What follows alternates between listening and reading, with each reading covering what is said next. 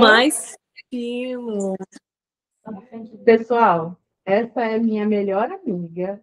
Ela é professora de história, ela é formada na Unesp. Ela é mestre em arqueologia pela USP.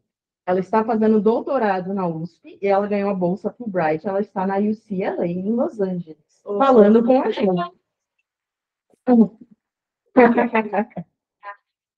A gente acabou de assistir o Diário de um Detento. Eles estão assim, eles não sabiam, a maioria não sabia o que tinha acontecido no massacre. E aí eu falei para eles, eles querem saber por que isso aconteceu, estão cheios de questões. Aí eu falei que você ia tirar as dúvidas deles. Vamos deixar você falar primeiro.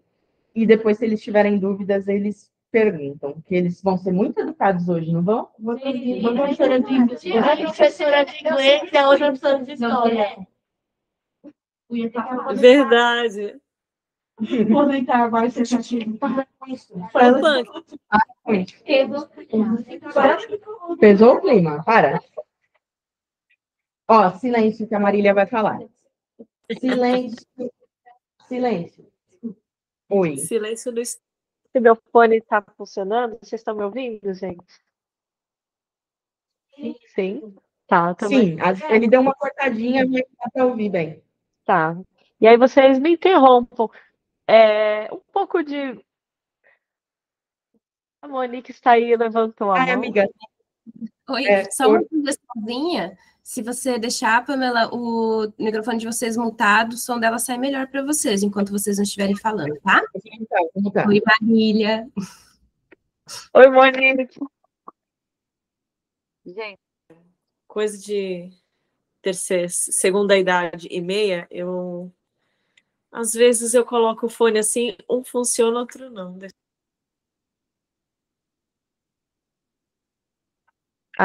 Agora vocês estão com o microfone mutado, não tenho como saber se o fone está ouvindo, se o fone, os dois estão funcionando, mas se vocês estão me ouvindo, estão vendo os dedinhos para cima.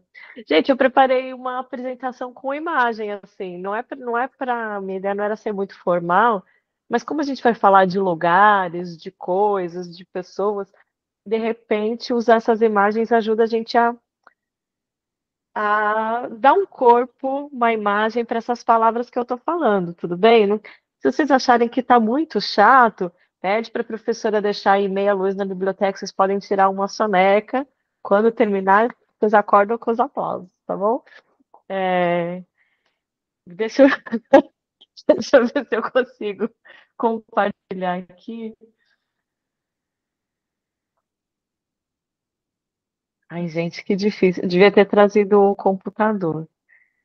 Eu quero compartilhar com vocês uma apresentação que eu fiz para vocês, algumas imagens de coisas que eu tenho pesquisado. A Pamela também, ela falou que a gente é melhor amiga, essa é apenas uma parte do meu currículo. Mas eu queria mostrar para vocês algumas coisas também de como eu cheguei nessa profissão, como eu consegui trabalhar com isso. Porque, né, parece que não, mas logo em breve vocês serão adultos e vão trabalhar também. Então, fiquei pensando que pode ser uma oportunidade para vocês pensarem, assim, alimentarem os seus sonhos de que vocês querem fazer da vida. Eu vou começar a compartilhar, tá rolando, gente? Façam os dedinhos aí para cima, se está rolando.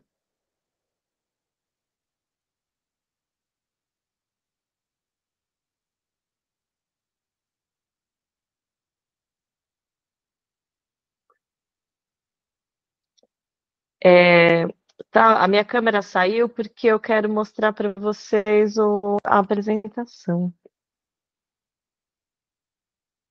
E aí, eu estou olhando aqui a apresentação e não estou mais vendo vocês.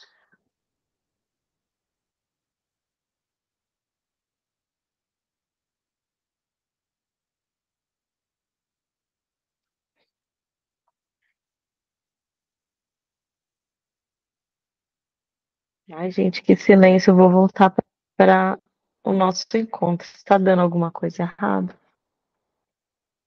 Opa, deixa seu microfone ligado por enquanto para eu... Deixa. Tinha aparecido a sua tela, o compartilhamento, e tinha aparecido os documentos. Agora eu desliguei a nossa câmera para ficar maior aqui o que você compartilhar.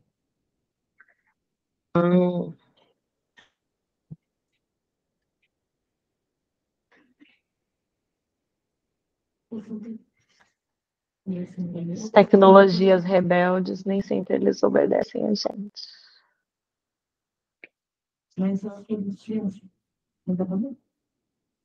Tá rolando a tela? Não, ainda não, amiga. A apresentação se chama...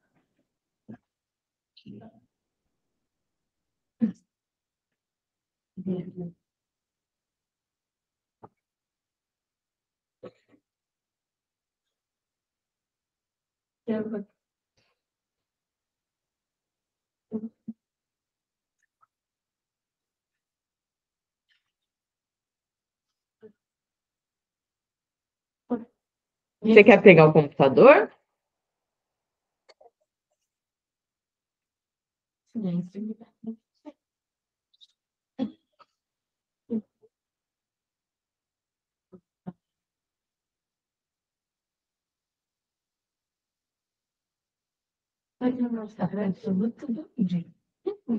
Peraí, eu vou perguntar se está tudo bem.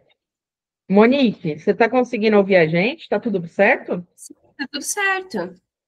Tá. Tá tudo bem.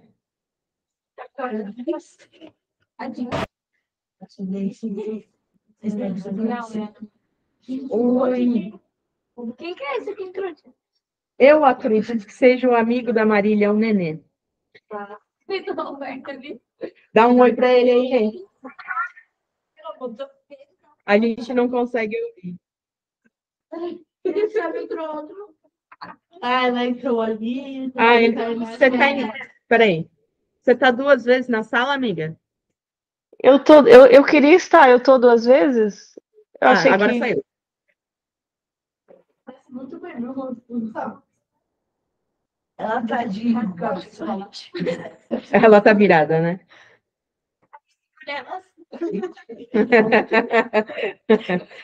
Agora Pronto. Aí. Porque ela tá fazendo assim.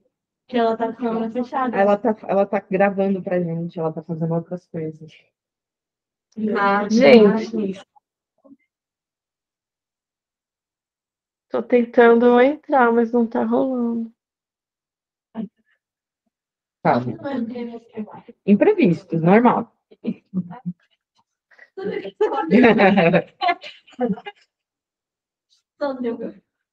Compartilhar uma tela. Aleluia.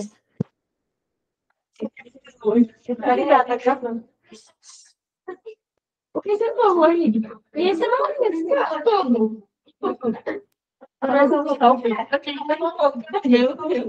Opa, acho que vai rolar, hein? Aê!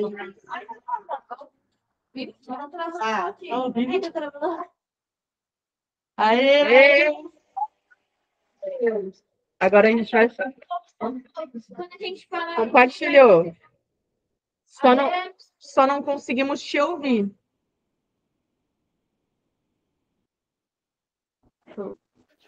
Agora consegue? Agora sim, agora sim. Não tá com eco nem nada. Eu tô usando dois dispositivos, então não tá com eco nem nada, né? Não, Olá. tá ótimo. Ai, gente, o Nenê chegou! Yeah! Opa! Estou aqui no metrô, aqui, daquele jeito, um monte de gente passando para cá, mas apareci aqui para bater um papo com vocês.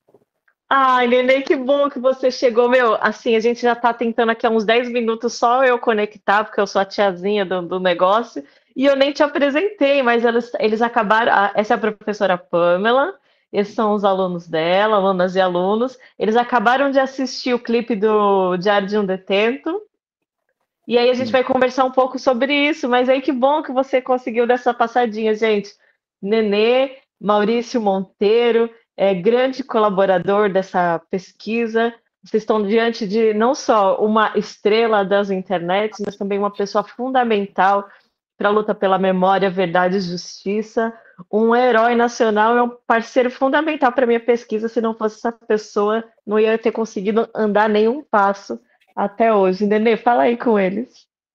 Bom, vou agradecer, né, em primeiro momento, aí, todos os elogios feitos pela Marília, aí, que é uma companheira nossa aí, que está em várias lutas de frente conosco. Então, sou muito agradecido aí por essa profissional aí de ponta que nós temos do nosso lado, né?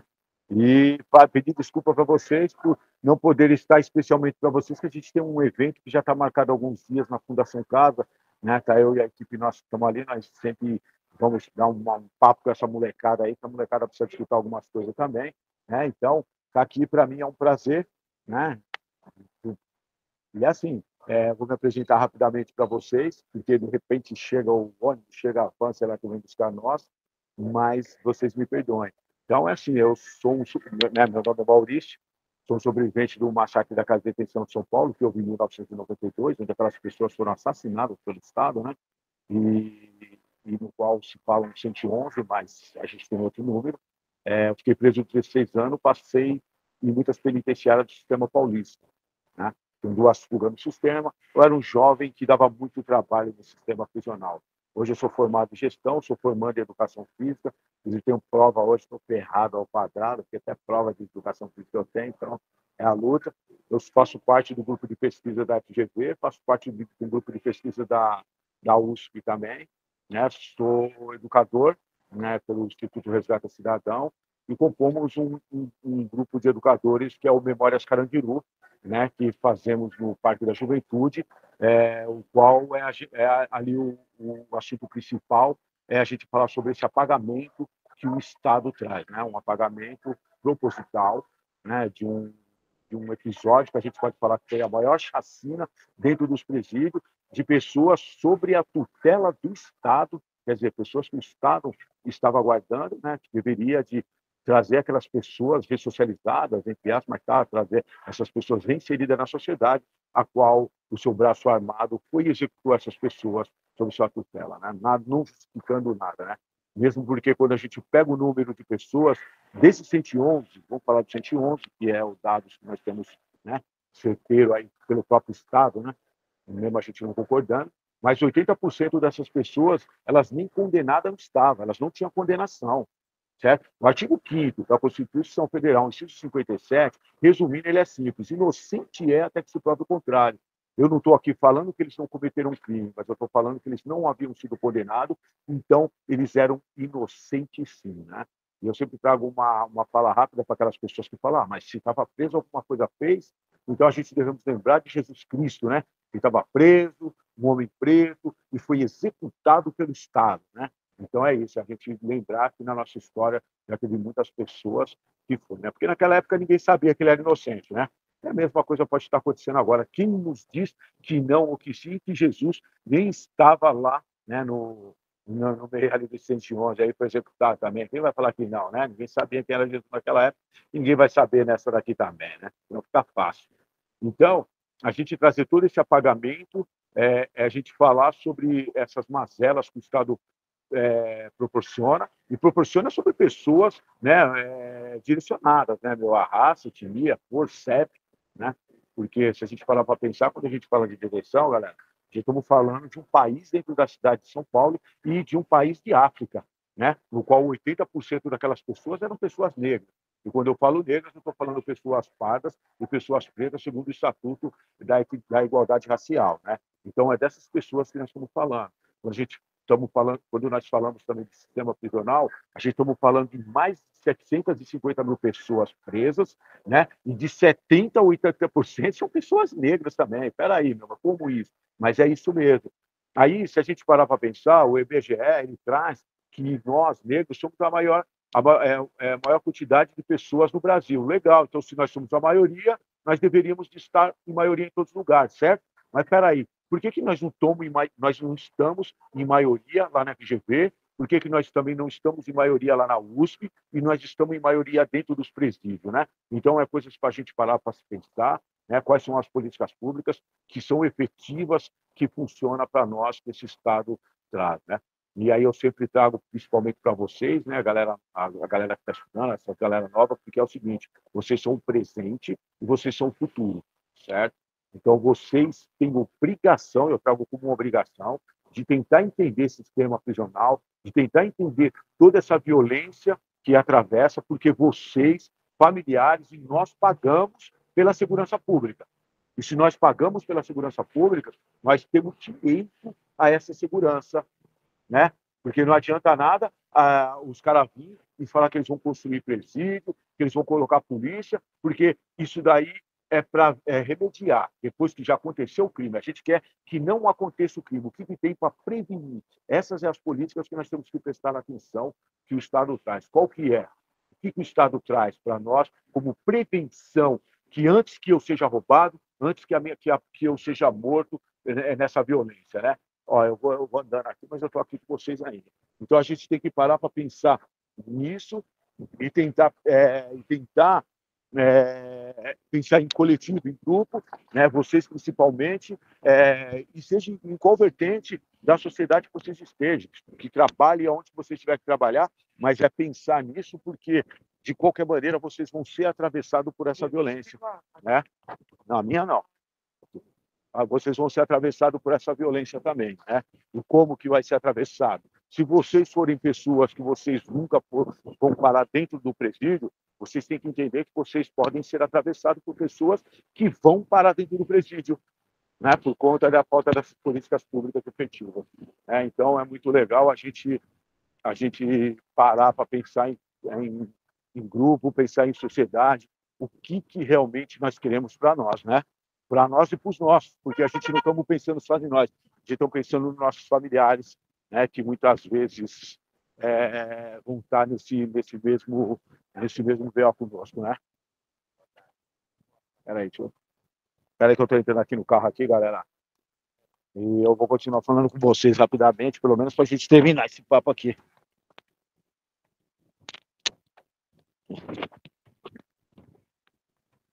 Eu tenho que sentar na frente. Senta aí. Ó, vocês me perdoem, né, por toda essa memória, mas é o máximo que eu tô podendo fazer. Senta na frente, Luizinho. Senta aí na frente mesmo, ó.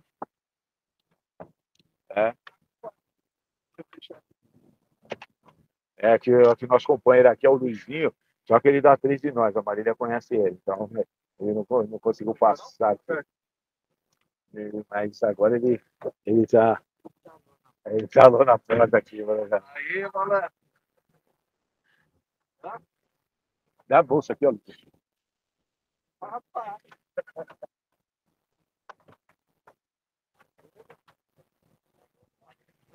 Bom, galera, eu não estou escutando ninguém. Não sei se vocês estão por aí ainda. A gente está te ouvindo muito bem, Maurício.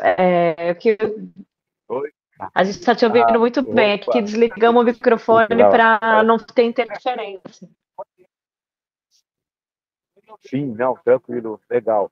Bom, então, trazendo mais um pouco dessa fala para vocês aqui, galera, a gente está pensando, você vê que nós estamos falando sobre o sistema prisional, mas aí a gente vamos pensar que é o seguinte: em novembro a gente tem aí o Dia da Consciência Negra, né, meu? E as pessoas muitas vezes gostam de questionar, né? Então vai ter o Dia da Consciência Branca, amarela, legal, é isso mesmo. Mas isso passa a ser um dia para a gente trazer reflexões, né, sobre tudo isso que eu acabei de falar para vocês, que é o que mais atravessa nós. Nossos jovens estão sendo assassinados e muitas vezes, né, com um discurso de reações, o crime, muitas vezes a gente vê justificativas. Só que se a gente olhar perante a lei, não existe nada que justifique uma pessoa ser assassinada, né? Mas a gente está vendo que, infelizmente, o Estado ele está fazendo isso com nossos jovens e está sendo justificado. Então, eu sempre trago para vocês, né, vocês sendo esse diferencial e vocês sendo o responsável futuro para que isso aconteça ou não. Tá? Porque eu acredito na juventude, eu acredito no futuro, né? Se eu não acreditar em vocês, eu não posso acreditar nos meus filhos, nos meus netos também, né? Então, eu acho que é isso, né? Uma palavra rápida, Marília, é isso aí, meu amigo. É isso. Depois, e falando aqui para vocês também, tem um canal lá no YouTube, que é o canal Prisioneiro 84901, né? Se vocês quiserem depois ir lá no meu canal, dar uma olhada, porque o papo lá é um papo mais longo, eu não falo somente na casa de intenção, mas eu levo outras pessoas, eu falo a respeito de outros presídios e como que é dentro do presídio, né? E uma coisa interessante para vocês verem, ó, o canal é Prisioneiro 84901. 84901 é o número da minha matrícula, e é o número de uma matrícula que é para sempre, mano. Se eu tomar um enquadro da polícia agora, a polícia me parar e perguntar se eu tenho passagem, automaticamente ela vai perguntar esse número para mim. Quer dizer, peraí, se já faz tempo que eu saí, hoje já tem tudo aquilo que eu falei para vocês, que aqui estamos estudando, trabalhando, por que eles me deram um número que é para sempre? Né? Então é questão da gente questionar o porquê disso. Porque, peraí, se eu parei o crime, vou ter um número que é para sempre. Então todo mundo que adentra o sistema prisional, quando sai marcado para sempre. Isso remete, né, no meus pensamentos, quando eu lembro dos meus ancestrais, que eram marcados a ferro e fogo, né? A ferro e fogo, o símbolo da família, que era dona daquela mercadoria. Então aquele negro, ele era marcado. E aquilo também era para sempre. Né? Então, depois que veio essa falsa abolição, eles passavam, as pessoas olhavam e falavam assim: olha lá o escravo ali. Não vou falar escravo, não vou falar escravizado, porque era como eles pensavam: olha o escravo ali, ó. Então, e até hoje continua sendo, né? Então, a gente para pensar por que o Estado traz tudo isso, sendo que, né, deveria ser aquele pensamento que todo mundo é igual e todo mundo tem os mesmos direitos, né? É isso.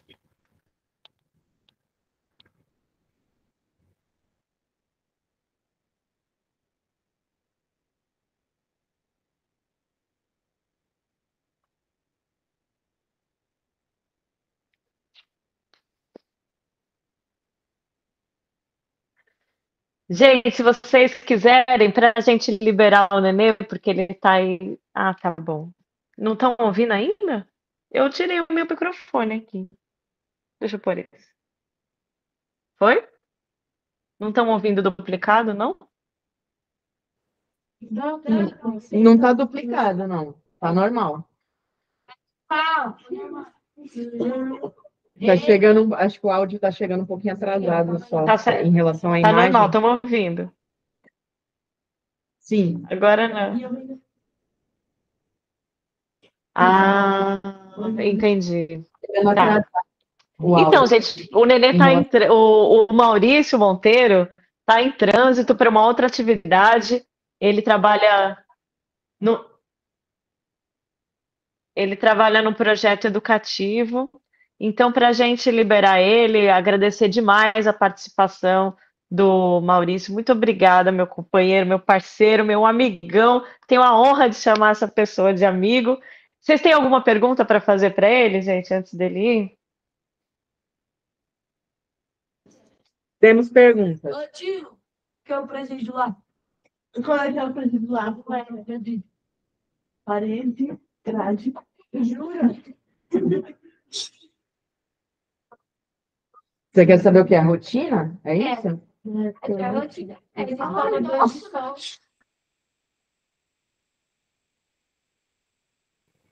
Isso. Eu acho que a professora que está mais o áudio mais regido, se ela refazer a pergunta, ficaria mais fácil para mim entender.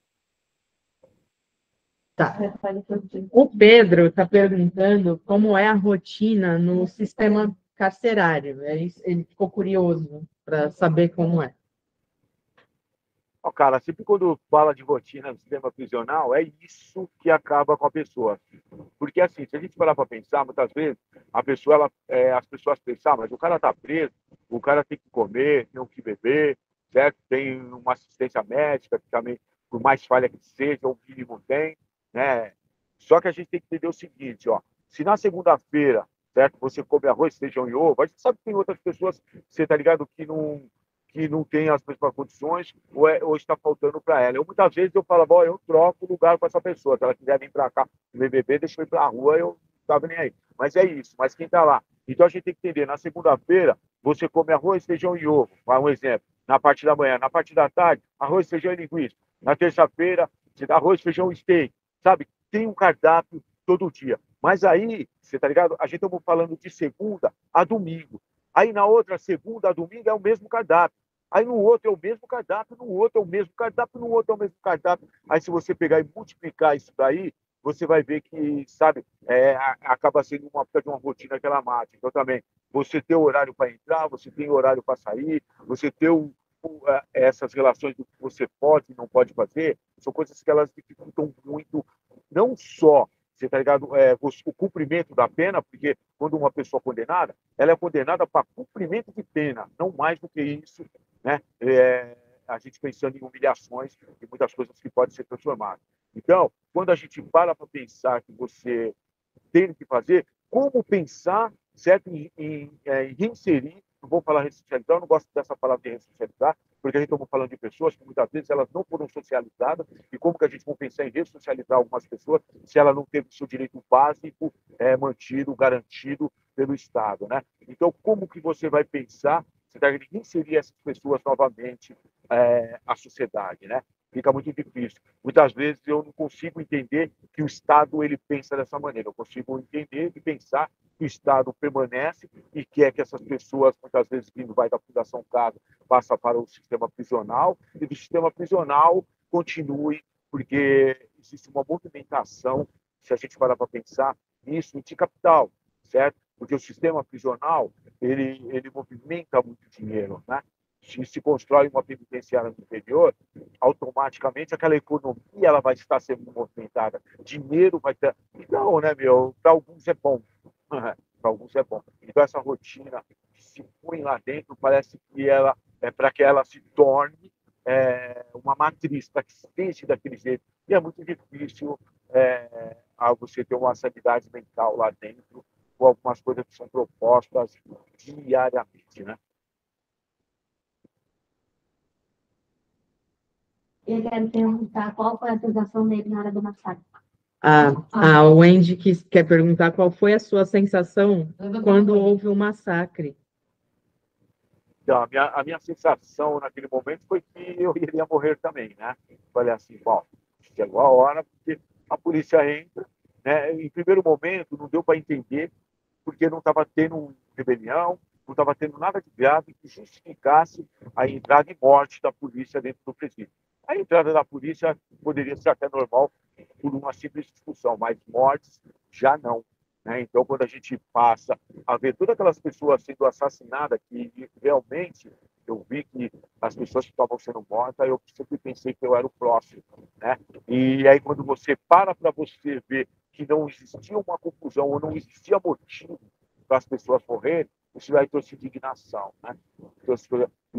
E para mim, entrar nesse papel do ativismo, da gente trazer essa luta, né, contra esse apagamento, chegar no território do Carandiru e ver todo o apagamento que se traz sobre uma história que é uma história que é o seguinte, quando eu penso na história de detenção, que eu falo de detenção, eu não falo com glória, eu falo que é uma coisa que não funcionou. A casa de detenção não funcionou e não deve existir outras casas de detenção, porque isso daí não serve para pessoas, né?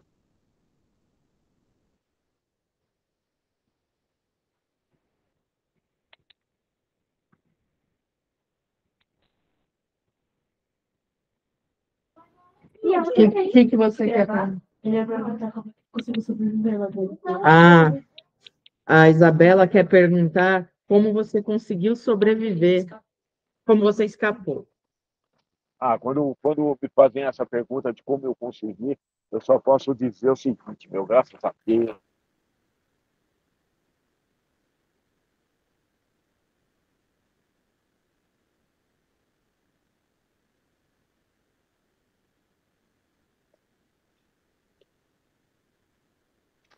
Travou, Nenê.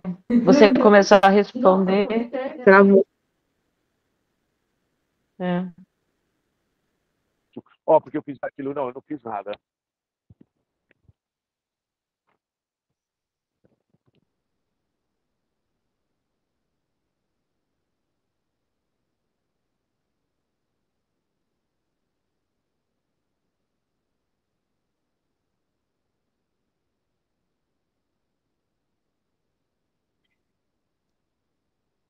Ele travou, né?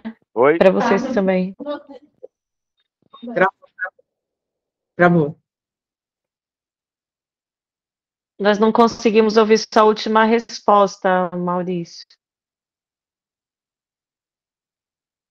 E ainda não estamos conseguindo te ouvir, se você está ouvindo.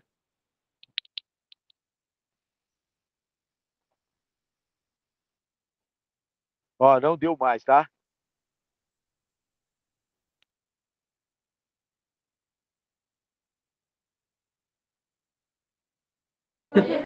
Ah, eles estavam aqui curiosos, estava todo mundo se empurrando, porque queria fazer pergunta.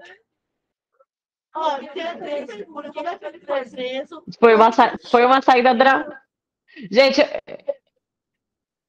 Foi, entendemos, ele tem um compromisso. Vocês estão me ouvindo agora? Sim, sim. Isso, mas foi uma saída bem dramática. Eu gostei. Eu acho que a gente podia bater palma pro Maurício mesmo assim. Depois ele vê esse vídeo, de repente. Tá bom. É, em Libras, vai. E aí ele tem um.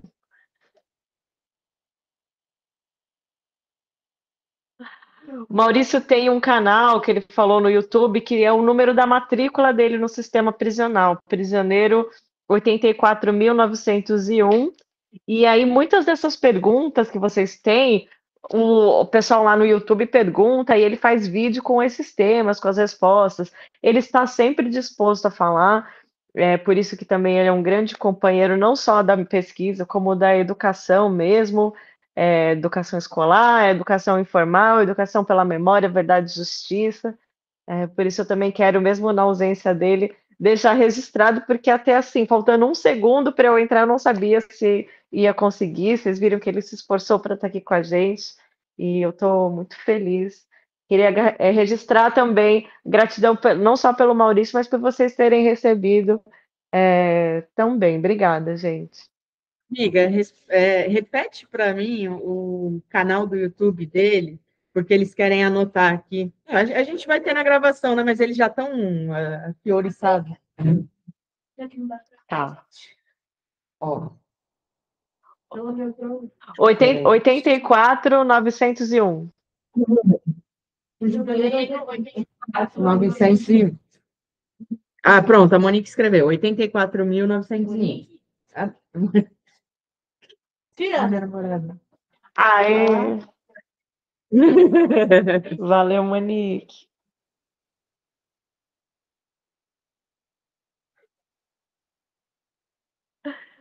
Gente, tudo que eu for falar depois do Maurício é chato, mas eu espero que vocês não morram de tédio.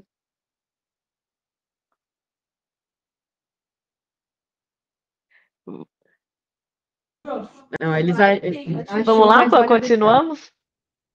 Vamos, ó, vamos continuar aqui. A Marília vai fazer uma apresentação para a gente. Aí tem essas perguntas depois pra ela. Tá bom, eu sei. Eu vou.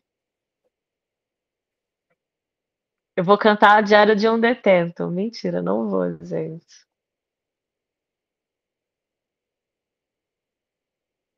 Dedinhos para cima se eu posso começar a falar. Agora eu vou discorrer, pessoal, chatamente sobre, como eu ia dizendo, sobre os caminhos que me trouxeram aqui, como eu saí de Cubatão, quer dizer, não saí, né? Minha família continua lá, e eu continuo lá de alguma forma, de coração, mas como eu fui para outros lugares, inclusive aqui nos Estados Unidos, onde eu estou agora, trabalhando com esses assuntos, né? Então, aqui no começo tem o meu e-mail, vocês podem escrever para mim também, se vocês quiserem, mas podem falar sempre com a Pamela se tiverem alguma pergunta. Estou muito feliz de estar com vocês, porque eu gosto muito de dar aula, só que faz tempo que eu não trabalho como professora, então esses momentos que eu tenho para compartilhar as coisas que eu tenho pesquisado, eu valorizo bastante. Aqui eu fiz para mostrar minhas habilidades com o PowerPoint, com os slides. Eu fiz uma linha do tempo aqui para falar da minha cronologia. Eu nasci em Cubatão, vocês estão vendo aí, mas bem pequenininho, se vocês lerem a letra miúda, está dizendo que, na verdade, eu nasci num hospital em Santos, meus pais moravam em São Bernardo, mas como eles são de Cubatão e muito pequenininho eu mudei para Cubatão, eu gosto de falar que eu nasci em Cubatão, e quem falar que eu nasci em Cubatão vai ter que provar. E eu coloquei umas fotos aí de eu trabalhando.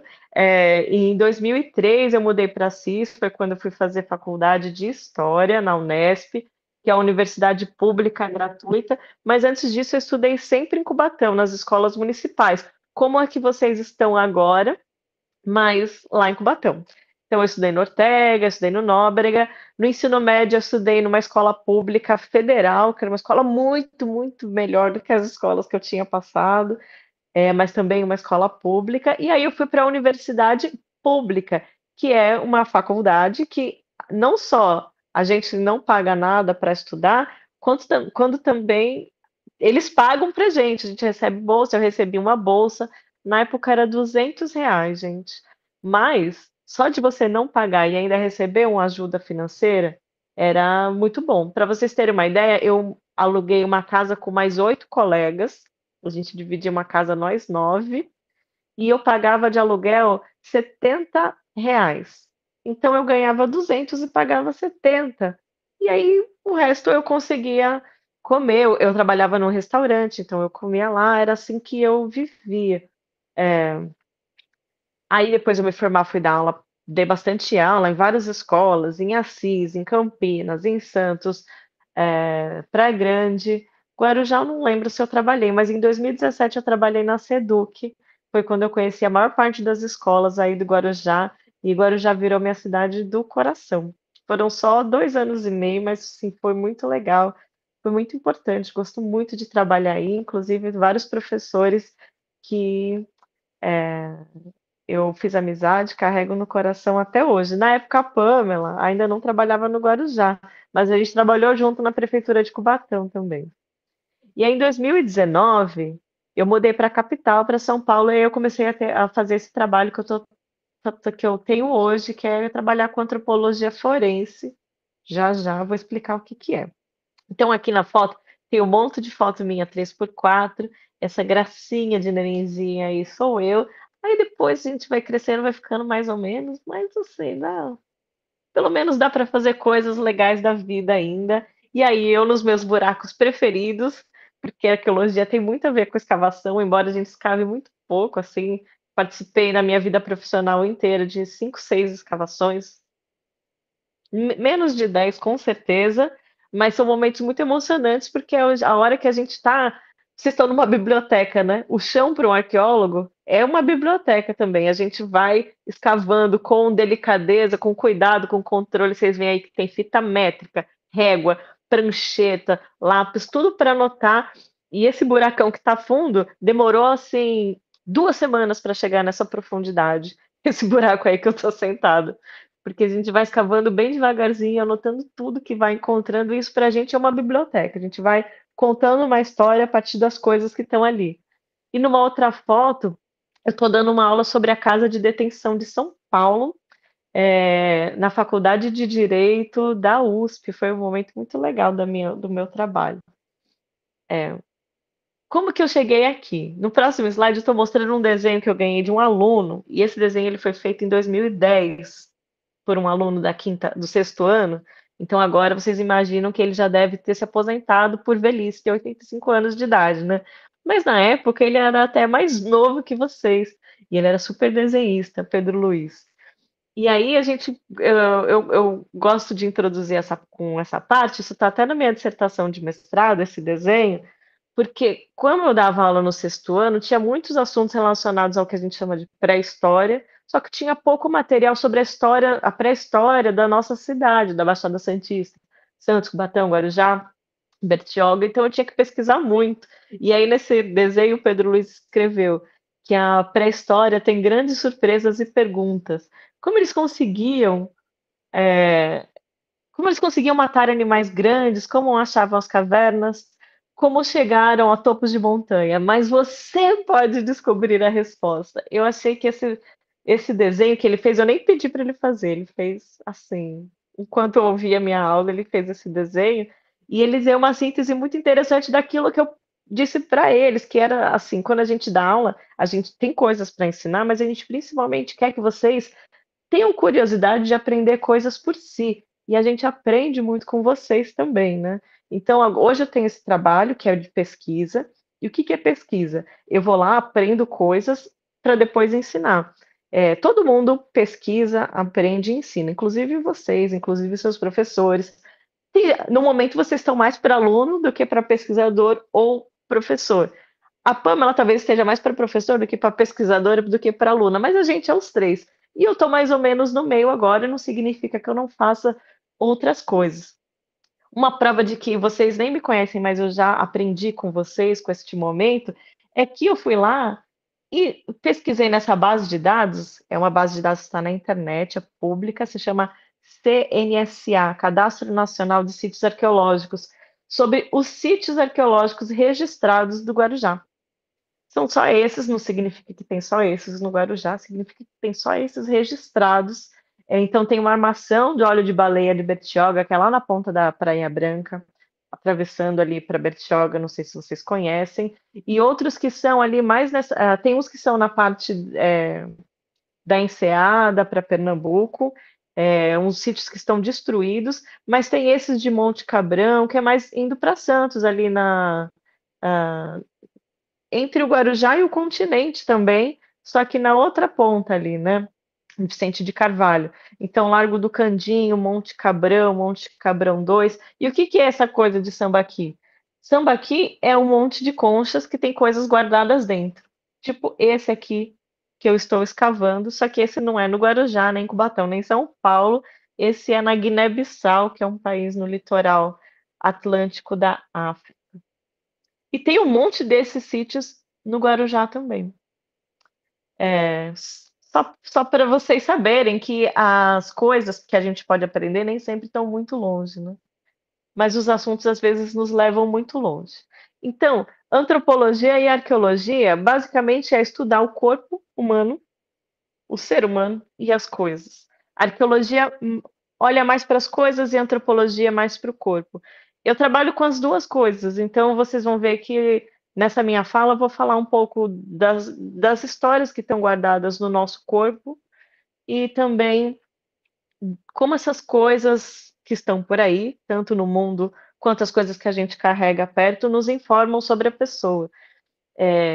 Isso pode gerar um exercício muito simples da gente pensar.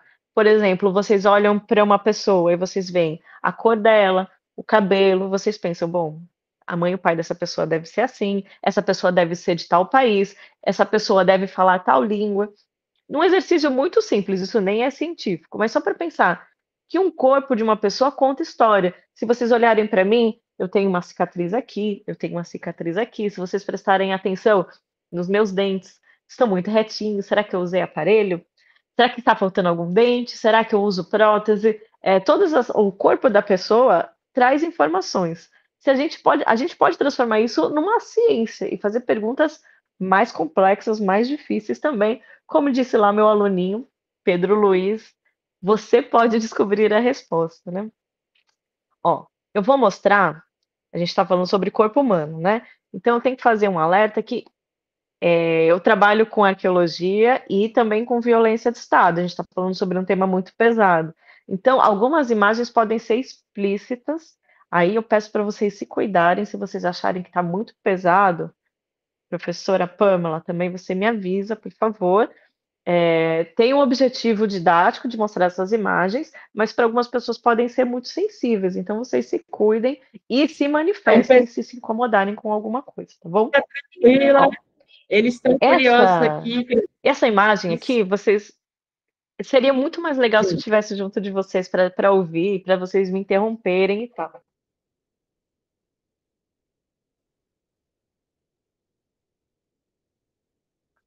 Pode falar. Não, é muita curiosidade, eles estão enlouquecendo aqui. Eu estou orientando eles para eles esperarem você falar e depois eles fazerem as É minha vez perguntas. de falar? Oi? Ah, sim, é sua vez, é sua vez. Hum.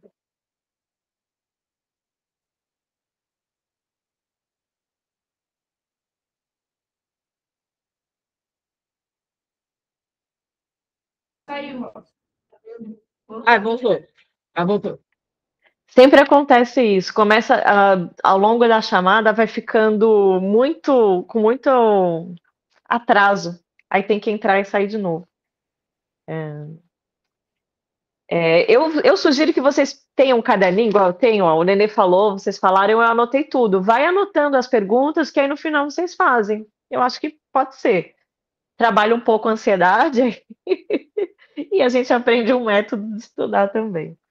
Gente, essa imagem não fui eu que tirei, tá? Eu tirei da internet de uma revista eletrônica da BBC, da BBC, que foi republicada pela BBC Brasil também. E é a notícia de que lá na Irlanda, um país, uma ilha perto da Europa, encontraram essa vala comum, cheia de esqueletos humanos. Vocês devem reconhecer aí, provavelmente muitos de vocês já viram, pelo menos em desenho, a representação de ossos humanos. E são ossos humanos de verdade. E eles foram escavados de uma cova rasa. E vocês estão percebendo que não foi um enterro assim ordenado, né? Não é um cemitério e tal.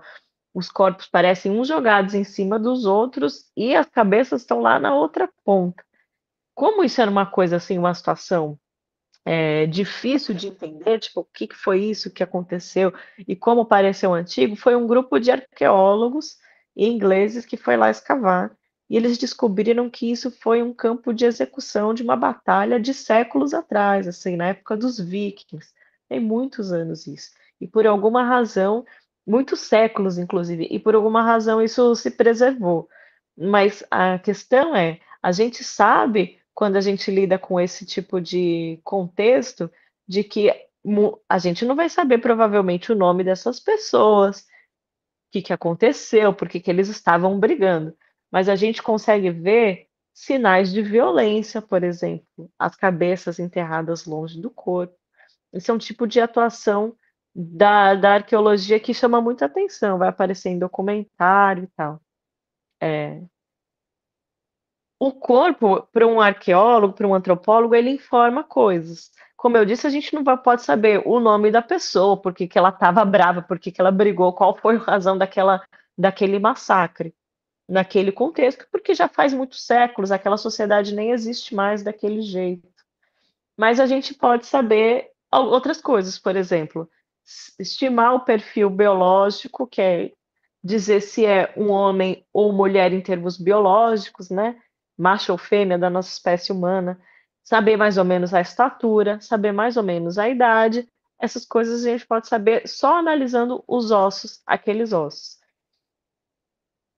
E as coisas associadas num sepultamento, aqui vocês estão vendo uma terceira representação de uma escavação, mas aqui é uma sepultura individual. O indivíduo foi sepultado inteiro numa cova só para ele, e ainda não só o corpo, mas foi encontrado objetos associados. Isso mostra que, mesmo quando a gente morre, mesmo um corpo que está debaixo do chão, pode contar algumas histórias, não com tantos detalhes assim, igual uma história escrita, igual uma história contada por uma avó, uma bisavó, mas tem histórias para contar sim. A gente já vê que são dois exemplos de sepultamento muito diferentes.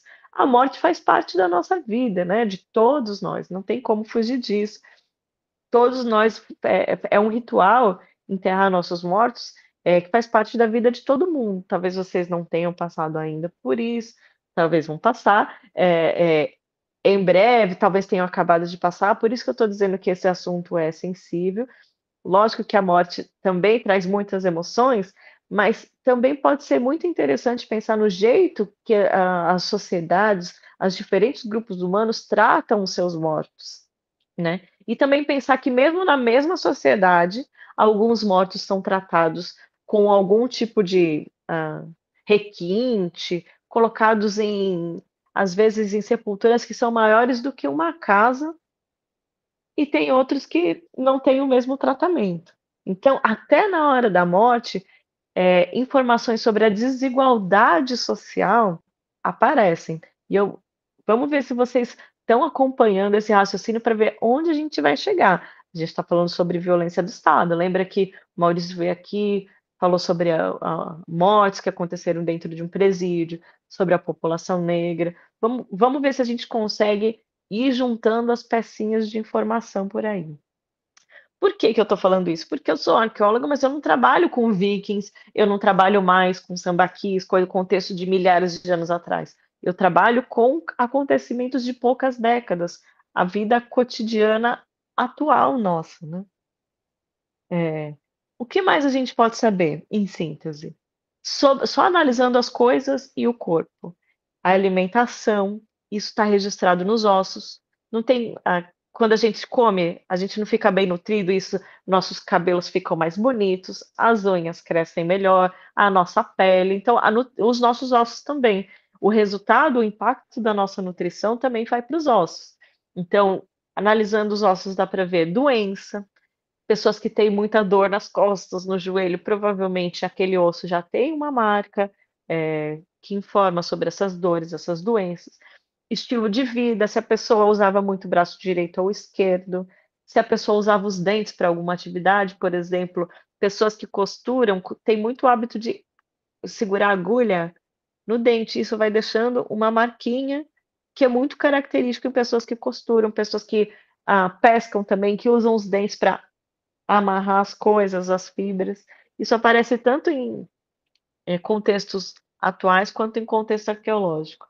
Tradições, genética, ancestralidade, maneiras de cultuar os mortos, de sepultar seus mortos, padrões de assentamento, onde mora, onde vai comer, onde enterra seus mortos. Como lida com o espaço, isso que eu estou chamando de manejo de recursos, né? A gente mora na cidade, mas a cidade tem espaços destinados para cada coisa. Aqui é a diversão, aqui é um lugar de trabalho, aqui é um lugar de moradia, aqui é um lugar de comércio. Talvez o professor ou professora de geografia já tenha falado sobre isso, se você puxar aí pela memória. Técnicas e tecnologias associadas, por exemplo, tem ali esculturas feitas de cerâmica, tem ali flechas, arcos, tecidos, coisas que as pessoas sabem fazer com a mão, conhecimentos que são transmitidos de geração para geração. E pensando que a gente pode usar todas essas pistas que estão no mundo para investigar, por exemplo, crimes. Eu não sei se vocês já viram, tem filme, tem série sobre pessoas que vão lá e descobrem as pistas, onde está o cadáver, quem é que foi, foi encontrado, e coloca num plastiquinho, cola, pega com cotonete. Tudo isso não pode ser usado para informar sobre a nossa sociedade, sobre sociedades que não existem mais, mas também sobre crimes que aconteceram e sempre deixam vestígios. A coisa é que todo arqueólogo sabe, tudo que as sociedades, que os grupos humanos fazem, deixa uma marca, deixa um vestígio. Se não está muito aparente, você escava que vai estar lá embaixo do chão. Isso eu estou chamando de linha de evidência. Evidência é, assim, uma prova de que alguma coisa aconteceu. Por exemplo, eu trabalho num contexto de que pessoas desapareceram há 50 anos atrás. Elas foram vítimas de desaparecimento forçado, que é quando chega uma polícia, um policial ou um militar, leva aquela pessoa para averiguar, por exemplo, prisão preventiva e não sei o quê, e de repente essa pessoa desaparece. Isso aconteceu com centenas de pessoas há 50 anos atrás e acontece ainda. E aí, a arqueologia e a antropologia também é usada para investigar, tanto para procurar essas pessoas, quanto para descobrir quais são, de quem são aqueles corpos em valas clandestinas que são encontradas no cemitério. Em vários cemitérios do Brasil acontece isso hoje em dia. A gente encontra um esqueleto lá e não tem mais o registro. Quem era aquela pessoa, para quem devolve, quem é o familiar responsável. Então, é um processo de várias etapas de pesquisa que eu estou mostrando aqui. Primeiro, pesquisa nos documentos, depois fala com os familiares e pergunta informações sobre aquela pessoa, como ela era, ela tinha todos os dentes, ela sofreu algum acidente, ela quebrou algum braço, lembra? Tudo isso vai estar no esqueleto. Então, a gente pergunta da pessoa desaparecida para ver dos esqueletos depois. E aí junta essas duas informações. E no final, se tudo der certo, a gente torce para que sim, a gente descobre o paradeiro de uma pessoa desaparecida, se ela estiver morta e enterrada em algum lugar, né? Análise dos esqueletos, tem aqui um grupo de pessoas olhando um crânio como o daqueles que eu mostrei nas fotos, e também a parte genética, que é uma parte que eu não trabalho, mas também é uma parte, é um exame das células que tem no corpo, tanto das pessoas vivas quanto das pessoas mortas, que ajuda a gente a comparar com o DNA de um familiar. Por exemplo, é, a nossa mãe e nosso pai biológico misturam as informações genéticas deles, talvez vocês já sabem disso, talvez não, e monta os seus filhinhos. Então, eu compartilho o código genético das minhas células com meu pai, com a minha mãe biológica, né? Com minhas irmãs e irmãos biológicos, com os meus filhos biológicos também, mas também um pouquinho com os meus primos e tal. Se for relativizar, todo mundo compartilha alguma coisa, porque nós somos a mesma espécie. Mas quando a gente tem parente próximo, assim, direto, filho, irmão, irmã, mãe, pai biológico, isso tem uma grande chance desses exames informarem sobre a nossa identidade. E é muito baseado nisso, em que as pessoas vão fazer teste de DNA para saber, para verificar a paternidade, por exemplo, né? Isso é uma coisa que um exame que vocês devem já ter ouvido falar. Se vocês tiverem dúvida sobre isso, estou falando muito superficialmente. Anotem aí que a gente fala mais depois. Aí eu não sei se já passou pela sua cabeça isso, né? Mas lembra aquela cova rasa dos vikings cheia de esqueletos separados? Os nossos cemitérios também acontece isso, eu ia falando. Aqui, esse é uma foto da abertura de uma vala clandestina, uma vala comum, quase parecida com aquela dos vikings, só que isso foi em 1990, num cemitério municipal de São Paulo. Tá vendo aqui, ó, tem até uma cabeça de fêmur aqui, é diferente dos vikings, não tem todo aquele tanto de esqueleto, mas assim, tem esse monte de saco com ossos humanos e ninguém sabe de quem é. E isso não pode acontecer, gente. Quando a gente enterra um parente nosso num cemitério, aquele esqueleto ele tem que estar rastreado para sempre, para o resto das nossas vidas e dos nossos filhos e todos sempre. Amém. Essa informação não pode perder. Então significa que tem gente que desaparece em vida, mas tem gente que depois da morte desaparece também. E aí alguém vai me perguntar: mas Marília, para que eu quero saber onde que a pessoa já morreu? Para que eu quero saber onde está aquele esqueleto? Eu não sei, mas é o nosso direito. Por exemplo, vamos supor que eu cresci sem pai. E aí, quando minha mãe está lá velhinha, ela fala: filha, eu quero te contar uma coisa. O seu pai, na verdade, eu nunca te contei, mas o seu pai era fulano de tal, ele já morreu. E aí eu tenho direito, por exemplo, a uma herança.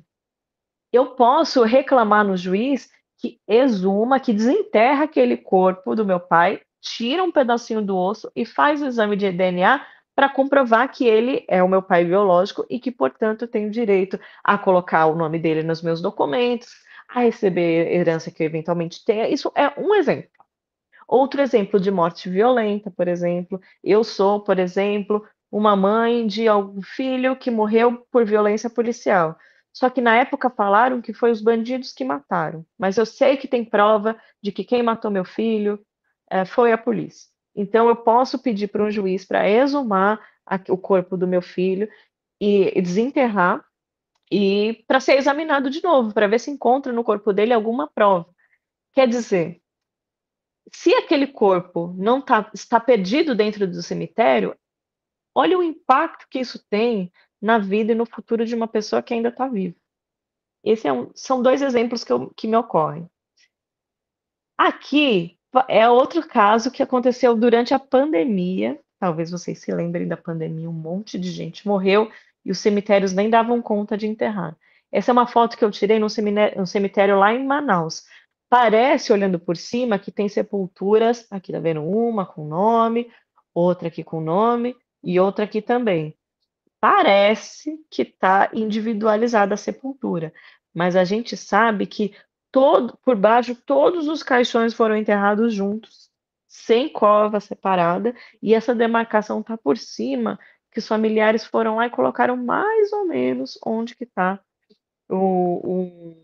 onde eles acham, eles imaginam que estava, porque na época eles nem puderam comparecer ao funeral dos seus parentes. Então, outro caso de vala clandestina. Não é tão dramático igual aquela dos vikings, né? Aquele monte de esqueleto, a cabeça para lá e tal. Mas são casos correlatos e são casos que eu trabalho. Nesses dois casos, particularmente, eu trabalhei. São casos de contextos bem recentes e os dois em cemitérios, né? E aí, como é que se um arqueólogo chega nesse contexto?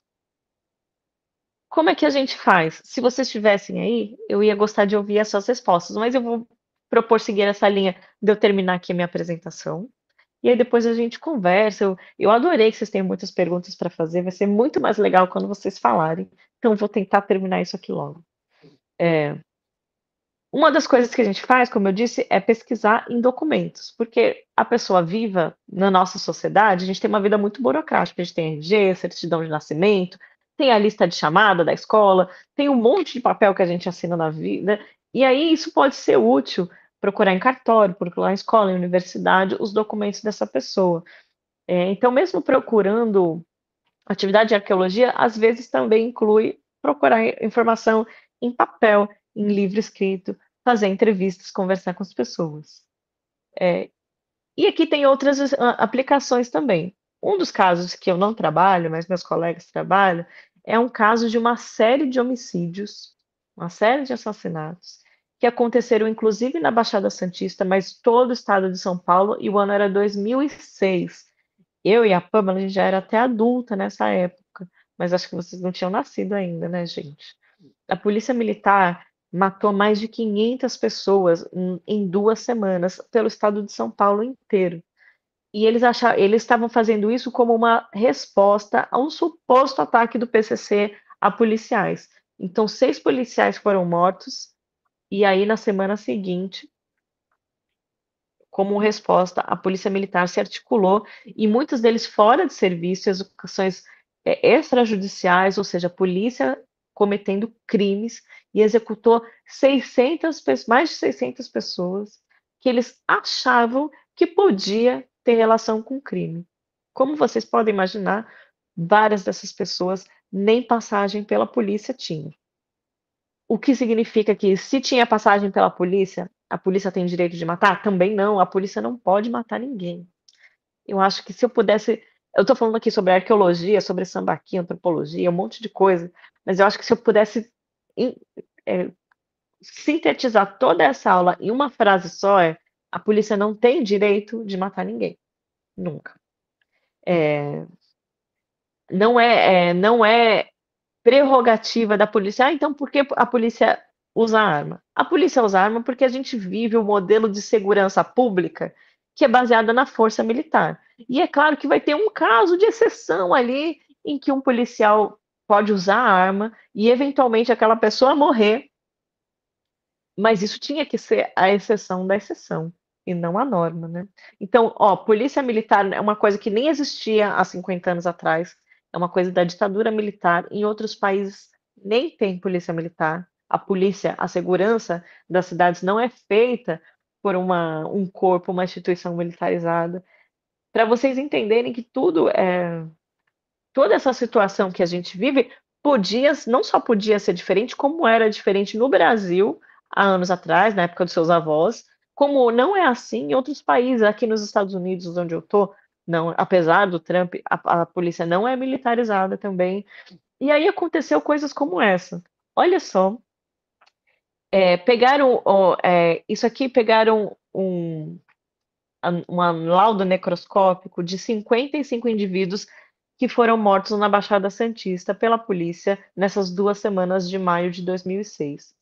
E aí colocaram neste boneco, nesse diagrama, a concentração dos tiros, que tem alta concentração no tórax e na cabeça. Isso não é um indivíduo só, tá? Juntaram todos os tiros que 56 pessoas tomaram, que morreram, e juntaram num diagrama só, para mostrar que a polícia estava atirando para matar.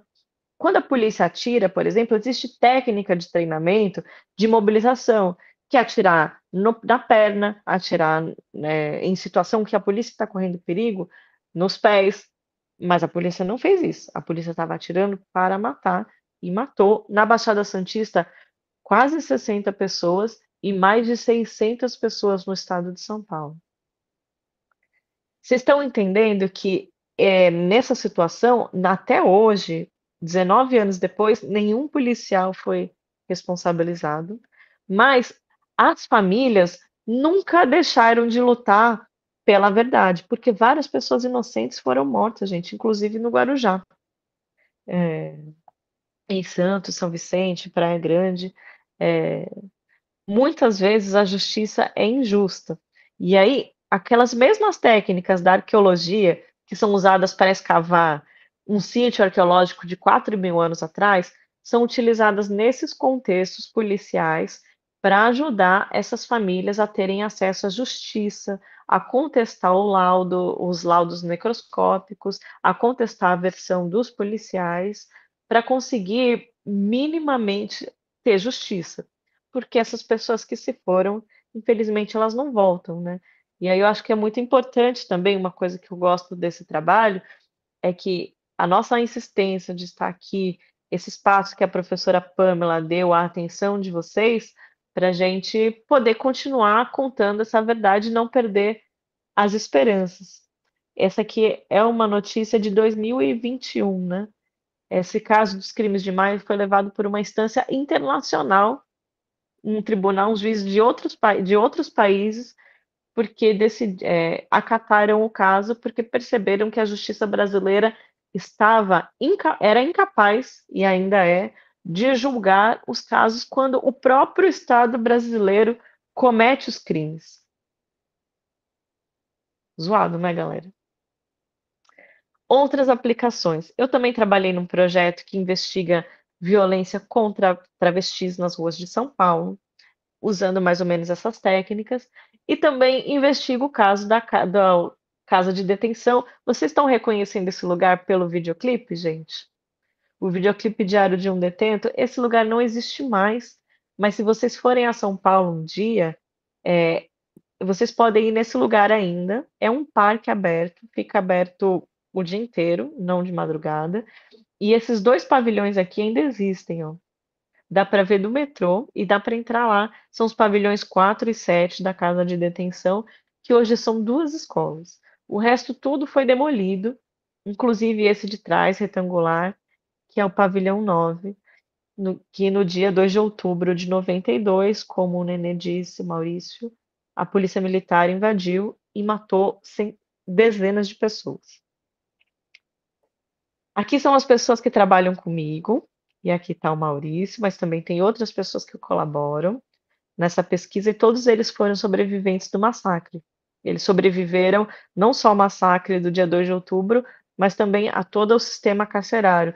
Muitos deles ficaram presos por quase 20 anos. O Maurício ficou preso por 17 anos em vários penitenciários.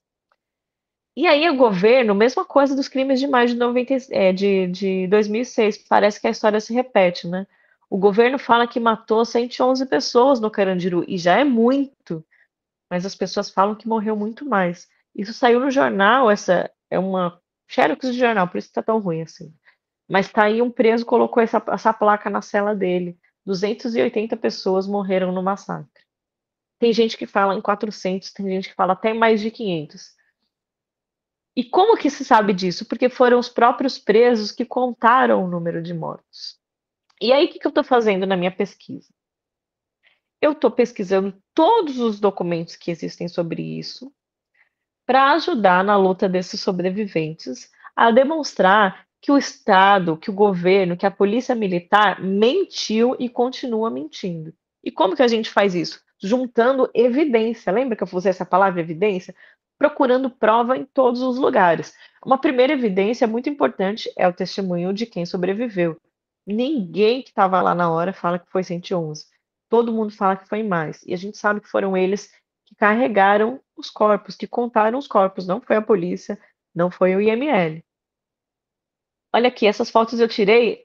Essa aqui é lá o pátio interno do antigo pavilhão 4, que também é possível de visitar. Hoje em dia é uma escola e tem um museu com alguns objetos e conta algumas histórias da casa de detenção de São Paulo. São Paulo é bem pertinho, gente. Vocês vão ter a vida inteira aí para visitar. Eu recomendo fortemente que vocês visitem esses lugares de memória. São lugares que ensinam muito para a gente sobre o lugar que a gente vive. Aí o que que eu faço? Eu pego todas essas coisas e coloco numa tabela, um trabalho assim, chato pra caramba, mas trabalho é trabalho, né, gente? Se trabalho fosse legal, era carnaval, mas sempre tem uma parte muito chata no trabalho.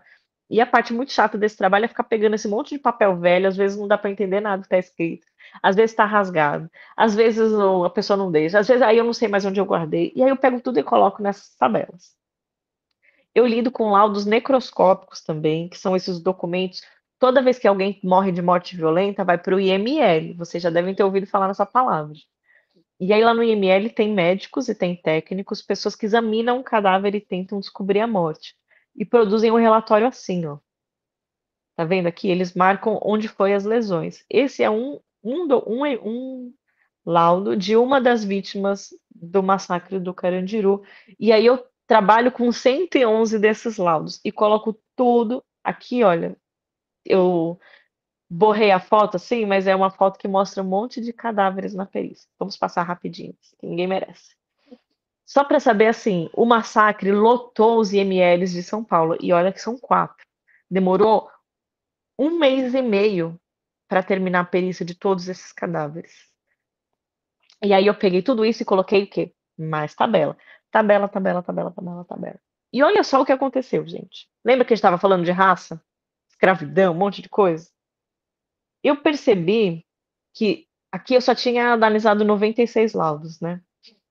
37 dos 96, ou seja, quase 37%, foram descritos como brancos naqueles exames. Tudo daqueles papéis do documento eu coloquei na tabela. Agora teve alguns que tinha algumas pessoas, alguns cadáveres que estava marcado no mesmo documento com 2 cores. Uma hora o cara falava que era branco, o outro cara falava que era pardo. O outro, 6 vezes aconteceu, do cara ser primeiro pardo, depois preto. Aí depois um cara era pardo, depois negro.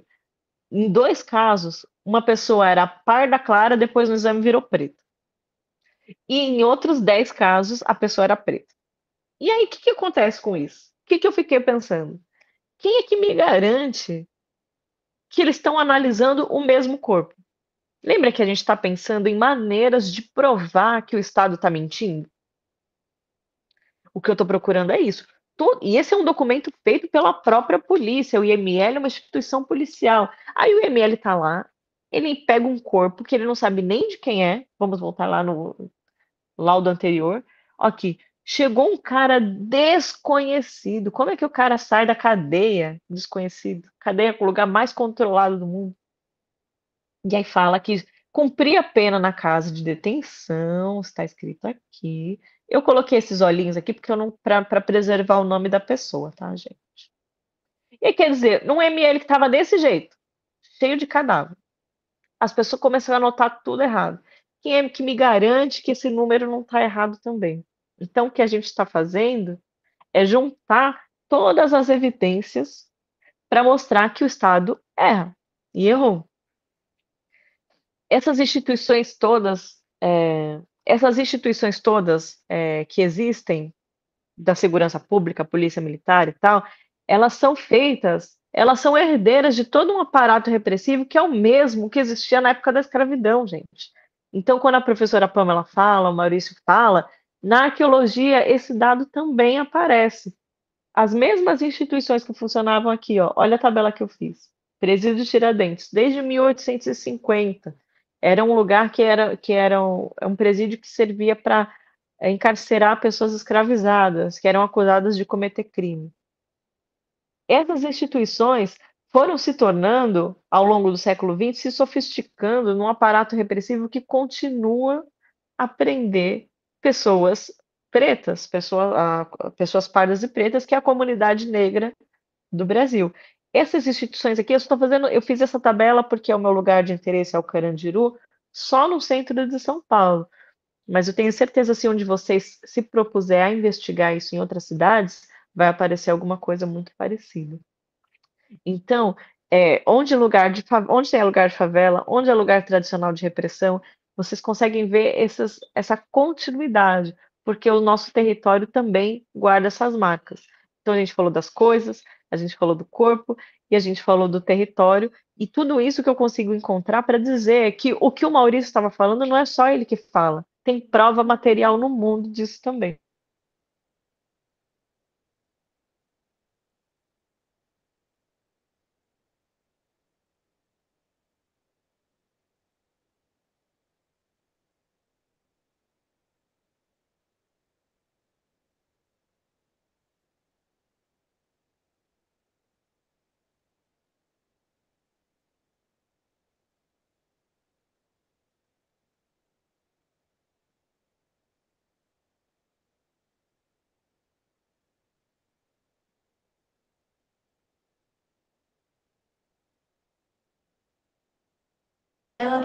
Eles querem pegar o Luciano da classe.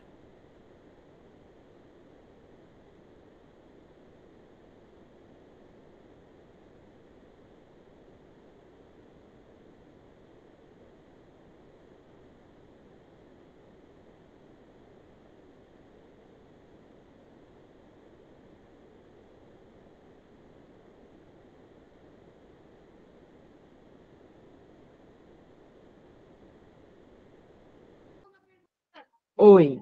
Oi, tia. Quer falar com ela? Ô, tia, qual é a profissão que tu mais trabalha? Hã? O quê? O da tia tá não. Não, calma aí. O dela não tá chegando o áudio, Marília. Agora. Agora tá? Não. Não. Ela vai entrar de novo. Vamos fazer as perguntas e aí. Já.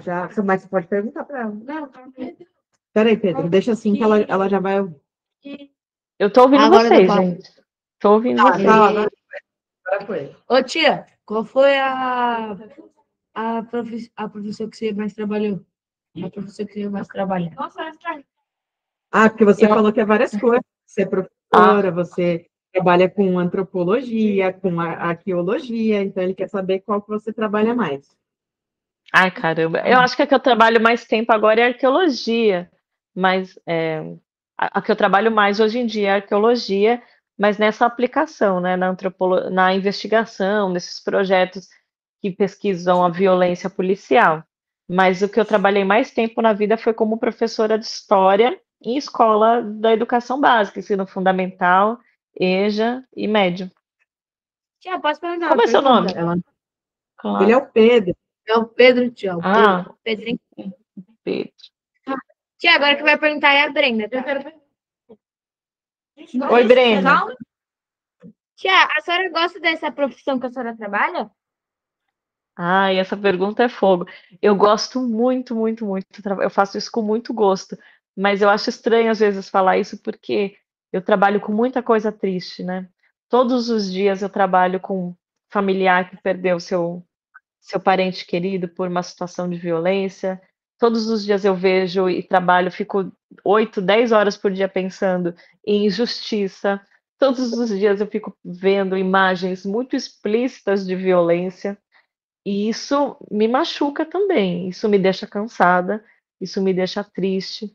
Mas eu gosto muito de trabalhar nisso porque, primeiro, porque eu conheço pessoas incríveis. Eu estou próxima de pessoas muito corajosas, muito fortes, muito inteligentes. E também porque isso me enche de esperança de que a gente pode lutar por um mundo diferente, por uma situação pelo menos um pouco mais justa, um pouquinho mais justa cada dia mais para o nosso povo. Então, essa parte me deixa sempre feliz e eu acho que a parte boa é melhor do que a parte ruim. Entendi. Obrigada. Eu quero perguntar. A Alice quer perguntar uma. A, a FEBEM, né, que é a Fundação Casa, é muito diferente da FDP?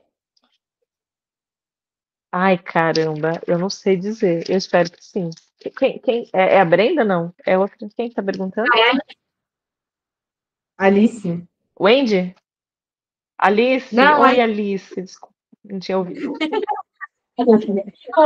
A Wendy tá lá atrás. A de camisa vermelha. Você não sabe. Oi, Wendy. Oi, Alice. Então, eu não sei mesmo. Assim, cada CDP e cada Fundação Casa tem suas próprias características. Tem algumas que são conhecidas assim, Caldeirão do Inferno, né? E tem outras que são espaços mais organizados. A experiência de cada pessoa que passa também é diferente. Mas alguma, eu espero que seja diferente, porque não é justo a gente tratar nossos adolescentes desse jeito, né? Mas o que eu posso dizer é que, infelizmente, a chance de algum egresso da Fundação Casa ingressar depois de virar maior de idade numa CDP, no sistema penal para adultos, é de quase 100%.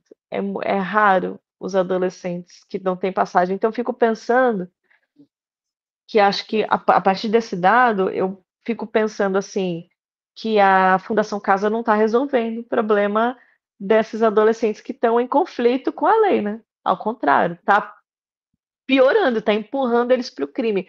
Porque no caso das pessoas que entram no sistema penitenciário já adultos, é isso que acontece. A pessoa ali se envolveu em algum crime e ela vai para a cadeia e ela começa a entrar num tipo de relação que praticamente obriga ela a se aprofundar no crime e se envolver em situações com muito mais violência do que ela nem tinha pensado antes. Então, infelizmente, apesar das políticas públicas garantirem a segurança e todos os direitos da criança e do adolescente que estão na Fundação Casa, eu fico pensando que é muito parecido com presídio em algum sentido, viu? Infelizmente. Eu ia falar, a FEBEM, tipo, é dos 12 até os 17, né? Porque depois de maior de idade vai pra CDP. E, tipo assim, a pessoa tá com 17 anos na FEBEM agora. Aí, daqui 2 dias ela faz 18, ela é encaminhada diretamente pra CDP ou ela fica lá?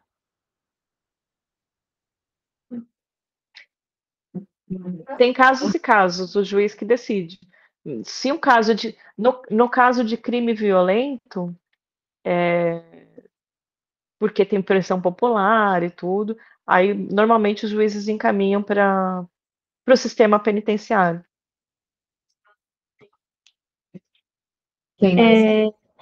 Brenda. O que seria as Mães de Maio, daquele lá da praia lá? Ah, muito bom. As Mães de Maio são como se chamam as mães que tiveram os filhos assassinados pela polícia. Como o evento, né, a chacina aconteceu em maio de 2006 e maio também é o mês das mães, aquele massacre aconteceu no indulto de Dia das Mães, que é o direito que algumas pessoas presas têm de sair e visitar suas famílias no Dia das Mães. E aí a polícia aproveitou com a informação de que existiria pessoas que estão no sistema penal, que estão em privação de liberdade na rua, para cometer essa chacina, e aí dizendo que estavam só matando bandidos, o que é muita mentira, né? E aí as mães se organizaram e aí deram esse nome ao movimento, Mães de Maio, que muito coincidentemente existe um movimento chamado Mães de Maio, que é um movimento que tem assim há 40 anos na Argentina, outro país, mas porque aquelas mães de filhos desaparecidos se reuniam numa praça em Buenos Aires chamada Praça de Maio. E aí chamava lá Mãe das Praças de Maio ou Mães de Maio. E aqui Mães de Maio, mas é por outro motivo. Quer vir aqui hoje? Uma pergunta. Já os padres.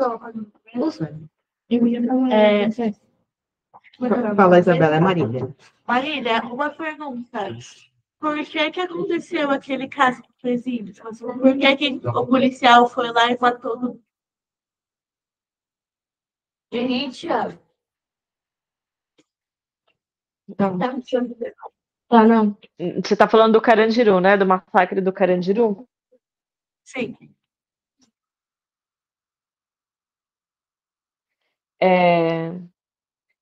Aconteceu aquela invasão no Pavilhão 9 por ordem do próprio governador. Era uma situação política delicada, porque a eleição naquela época era sábado. Então, o massacre foi numa sexta-feira, à tarde, ia ter eleição em São Paulo no dia seguinte. E aí teve. A polícia fala que o massacre, a polícia invadiu, as tropas invadiram o pavilhão 9 para conter uma rebelião. Mas vocês vão ver lá no canal do Nenê, não tinha rebelião nenhuma. Não teve rebelião aquele dia. Mas tinha alguma briga acontecendo. Mas briga é todo dia que tem, num lugar superlotado, né? Acerto de contas, essas coisas. Se fosse uma rebelião, ia ter refém, ia ter agente carcerário refém, ia ter, sei lá, pessoa civil ou policial refém. Não tinha refém nenhum, não era rebelião. Mas a polícia fala que era uma rebelião e eles precisavam entrar com várias tropas para matar um monte de gente. Por que que eles fizeram isso? Assim, não tem porquê. Mesmo se eu soubesse porquê, com certeza não existe explicação que seja suficiente para o cometimento daquele massacre. Não foi um policial, mas foram mais de 100 policiais de várias tropas que entraram no pavilhão e os presos desarmados, alguns nus, rendidos nas celas e atiraram em um monte de gente. E aí no final falaram que mataram 111. Mas não tem motivo. O que a polícia diz que foi para conter uma rebelião, mas a rebelião está provado que nunca aconteceu. Outra pergunta. Fala mais alto. Foi só, tipo assim, foi só de tiro que as pessoas morreram ou foi de outro jeito também? Agressão. Peraí que vai chegar o fim. Quase todos morreram de tiro. Teve 5, 6 ou 7. 5, 6 ou 7 indivíduos que morreram de lesão de arma branca, mas também já foi analisado isso por uma profissional que analisou os laudos, e essas facas também eram facas da polícia militar, não eram facas dos presos. Então, teve uma minoria ali que morreu por outras lesões, mas a maioria foi por arma de fogo e com sinal de execução. As pessoas negras é mais fácil de serem mortas?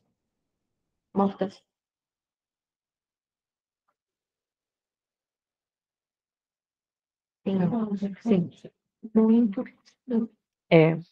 Assim, todo mundo morre do mesmo jeito, todo mundo sangra do mesmo jeito. Mas todo ano o Conselho Nacional de Justiça publica o Anuário da Violência, da Segurança Pública, e que mostra ano após ano que as pessoas negras são as maiores vítimas de morte violenta. É claro que nós negros somos a maioria no país, mas é uma maioria desproporcional. Por exemplo, em centros de detenção, não se reflete, por exemplo, 55%, 60%, que é a maioria expressa na população geral, mas sim 80%, às vezes perto de 90%. Então, estatisticamente, as pessoas que são maiores vítimas da violência Ela vai sair, vai sair. Agora que eu. Tira não. Ela entrou de novo. Eu tenho outra pergunta. Eu também tenho. Espera. Pode fazer? Claro. Que o Maurício Maurício foi preso. O Maurício foi preso, a acusação, eu estou falando isso, é a vida particular dele, ele já cumpriu toda a pena que ele foi sentenciado, então ele não deve mais nada para o Estado. Então, isso é uma informação da vida privada dele, e eu vou falar porque isso é informação pública, está na internet, vou pedir licença para ele para falar sobre isso. Mas a acusação sobre ele foi assalto à mão armada. Vai ler mais alguma? lá. Porque teve. Calma, eu ia perguntar outra vez, esqueci de dizer. O quê? Era sobre a acusação, então. Era sobre qual foram as suas propostas com as profissões? A Wendy quer perguntar, só que ela tá com vergonha, quais foram suas propostas com essas profissões? o que eu, assim, qual que era o meu plano quando eu procurei, quando eu quis ser arqueóloga? Aham.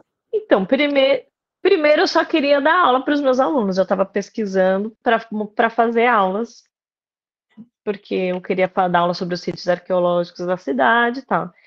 E aí, eu me interessei por essa área porque eu sempre gostei de estudar, mas assim, mais para saber, para discutir, assim, sobre questões da violência do Estado. E aí eu fiz um concurso numa universidade federal em São Paulo e eu passei, e foi assim que eu comecei a trabalhar nessa área. Por que que eu quis, por que que eu quis fazer história em primeiro lugar quando eu lá tinha 16 anos? Quando eu tinha 16 anos, eu quis fazer história porque eu já gostava, acho que eu gostava muito de matemática e gostava muito de química, mas eu não, e eu achava que eu ia ser médica. Mas eu sempre quis ser legista. Quando eu era criança, eu queria fazer esses exames de cadáver. Não me pergunte por quê. Talvez eu era uma criança esquisita. Mas aí, quando eu cresci, eu comecei a ver assim, eu estudava numa escola que o pessoal era muito estudioso e tal, todo mundo ficava pensando em vestibular, faculdade, profissão. E aí eu achava que a galera que queria ser médica e a galera que queria fazer química, matemática, não tinha nada a ver comigo. Eu achava que eu tinha mais a ver com a galera que queria fazer letras, ciências sociais, filosofia e tal. E aí eu decidi fazer história por essa razão, pela galera. Uma decisão totalmente equivocada, não tem nada a ver, porque essas pessoas não têm nem fazem parte mais da minha vida. Mas assim, quando a gente vai escolher uma profissão, a gente é adolescente, não tem nada na cabeça, diferente de quando a gente é adulto, que também não tem nada na cabeça, mas a gente tem conta para pagar, assim, a gente tem uma visão mais prática da vida, né? Aí eu acabei fazendo história, não era a minha primeira opção, nem a segunda, nem a terceira. Mas eu acabei gostando muito e agora eu trabalho num lugar com um assunto que eu gosto demais também. Então, de alguma forma, a Marilinha lá de 16 anos não errou tanto assim. Quando você começou com seus primeiros dias para trabalhar com arqueologia, você teve medo nos primeiros dias? Nos primeiros dias eu não tive medo, nos primeiros dias eu fiquei muito empolgada, porque eu adorei ter acesso a todos esses documentos, eu adorei ter acesso aos esqueletos, porque eu gosto muito de corpo humano, sempre gostei. Então, ter a chance de ver trabalhar com esqueletos assim que tinham importância histórica tão grande para mim era uma honra. Então eu ficava muito empolgada. Para mim eu estava realizando um sonho. Conforme foi passando o tempo, eu fui assim me envolvendo em manifestação de rua. Aí veio um governo com tendência autoritária e eu fui vendo muito de perto essa face da violência. Aí comecei a ter medo. Comecei a ter medo de repressão, de censura no meu trabalho, medo de perder meus colegas, meus companheiros. Medo faz parte, sim. Mas, como eu disse, também muitas emoções positivas. Eu ia perguntar. Tá, vai. Perguntar. É tipo assim, em caixões, assim, no cemitério eu já vi muito. Em família, tipo, a- é muita gente em um caixão só. Mas, tipo assim, já me explicaram que. Ah, eu não sei como explicar a pergunta. Mas, tipo assim, em um caixão só, eu já vi vários corpos, assim, de várias famílias. Em um caixão Numa só. sepultura, é isso? Acho que Ah, é tipo gaveta, tipo, só uma gaveta. E uma, Tá e falando. uma população tá A colocando mesma pessoa. sepultura foi usada pela mesma família várias São vezes. são várias pessoas no mesmo Buraco. negócio, no mesmo buraco. É necessário? Ou, tipo, é só pra ficar junto com a família? Ai, tia, para de rir também, por mim. Não tô Acho rindo. que as duas coisas. É uma pergunta muito boa. Eu entendi, tipo assim, como num espaço só tem vários nomes ali, né? Como Isso. pode ser, como pode no mesmo buraco estar enterrado várias pessoas? E como pode isso ser organizado? Porque eu mostrei para vocês casos em que isso é desorganizado e que os esqueletos na prática desaparecem dentro do cemitério. Mas dá para fazer isso com ordem. Você perguntou se isso é necessário ou se é só uma escolha da família. Eu acho que as duas coisas. A gente decidiu destinar uma parte da nossa cidade para enterrar os corpos. Não é opção. Se eu quiser enterrar minha avózinha embaixo da laranjeira que ela plantou quando era criança, por mais bonito que seja, isso não é permitido, não pode. A gente tem que enterrar nos lugares públicos, que são os cemitérios destinados para isso. Só que o cemitério não tem chão suficiente, então uma das maneiras de administrar esse espaço é assim: depois que aquele corpo virou esqueleto, porque o nosso corpo vai reduzindo, né? Ele primeiro está cheio das carnes aqui, depois que a gente morre, ele vai reduzindo até ficar só o esqueleto. E aí, passado esse tempo, numa condição normal, isso acontece entre 3 a 7 anos, pega aqueles esqueletos, coloca num espacinho menor e coloca num cantinho, porque aí outra pessoa morre e consegue usar o mesmo espaço. Então, é porque precisa, mas também é por escolha, porque a gente gosta na nossa sociedade é comum que muitas famílias usem esses lugares como lugar de lembrança dos seus antepassados, dos seus avós, bisavós, então vira um lugar de culto sobre as origens da família e tal. Quando a gente consegue, claro que tem família que vive em contexto de migração, então minha mãe morreu aqui, eu vou morrer na outra cidade, meu filho vai morrer, então essas famílias vão se perdendo. E também tem uma questão econômica, até na hora da morte, ter dinheiro faz diferença. Porque se eu tenho dinheiro e eu desejo, eu posso reunir todos os esqueletos da minha família numa sepultura chique. Agora, se eu uso uma sepultura pública, a própria prefeitura passa 3 anos, eles colocam lá no jornal, desenterra e coloca no ossário, nem pergunta. Então, para as famílias que querem cumprir esse desejo de ter todos os esqueletinhos da família juntos, reunidos, precisa de dinheiro também. Não, difícil. Era nesse rumo. Como é o nome da pessoa agora? Pode falar. A Pamela tinha falado, que tinha mandado uma pergunta, assim, a pessoa é enterrada. Aí a Pamela falou que depois de 3 anos, eu ia pensar. tem que tirar os ossos, mas eu queria perguntar por onde os ossos vai. Depende, tem família que queima os ossos e fica tipo vacina. Queima os ossos.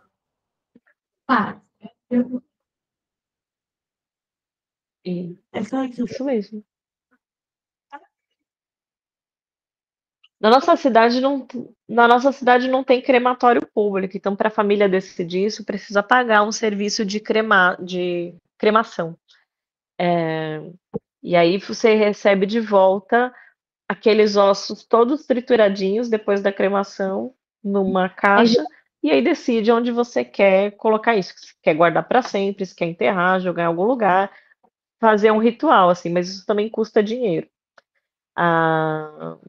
O que acontece se ninguém pagar fica pelas custas do município, que faz a gestão daquele cemitério, e eles vão lá e colocam todos aqueles ossos numa caixinha menor, porque o corpo já está todo reduzido, né? Coloca numa caixinha menor com o nome e o número, e aí vai para uma parede, um ossário, um lugar que guarda só os ossos. Tipo assim, nessa pergunta também, depois de 3 ou 5 anos, quem tira os ossos de lá? Eles ligam para a família. Os próprios sepultadores. A família tem o direito de acompanhar, mas quem faz o trabalho são os próprios sepultadores, as pessoas que trabalham no cemitério.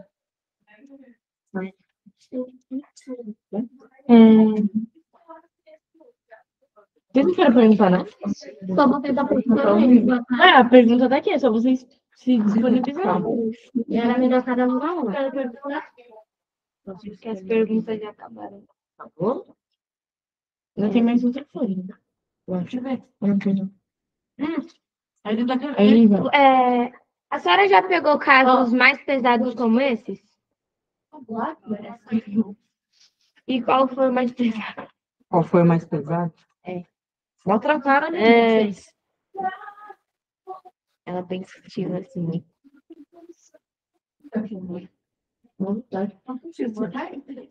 Olha, não sei dizer qual foi o caso mais impactante. Eu acho que o caso do massacre de Paraisópolis que foi quando a polícia fez uma ação policial num baile funk na favela chamada Paraisópolis. Foi 1º de dezembro de 2019.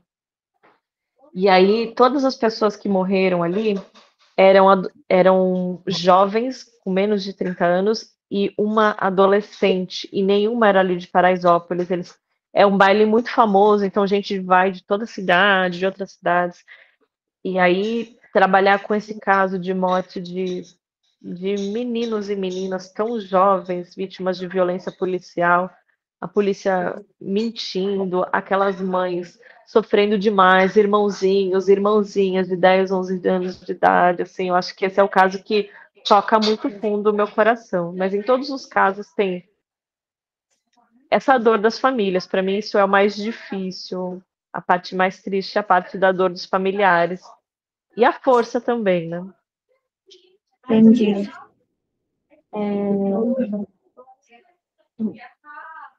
O meu pai fala que quando uma pessoa é de uma cidade, ela nasce naquela cidade, ela vai para outra cidade, ela tem que ter, quando ela morre, ela é enterrada na cidade onde ela nasceu, né?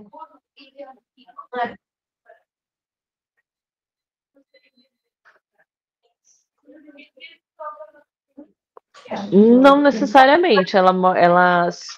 Se a família não levar ela não pagar, custear esse translado, né, levar o corpo, ela é enterrada na cidade que ela morreu, ou num cemitério público mais próximo. Entendi.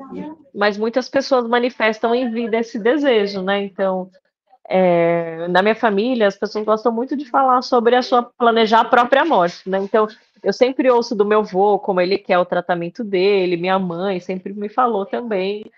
Então, depende. Talvez esse seja um desejo do seu pai. Helena, quer perguntar? Por que teve massacre? A Marília falou que ela perguntou por que teve um massacre no presídio, mas não tem razão certa, né? A Marília falou que teve uma ação policial dizendo que supostamente teve uma rebelião lá, e no dia seguinte tinha eleições. E aí, talvez isso tenha influenciado ali o resultado. Que pergunta? Por que os policiais sempre são todos negros? Essa pergunta é boa. Por que os policiais têm preconceito com os negros? A Wendy perguntou.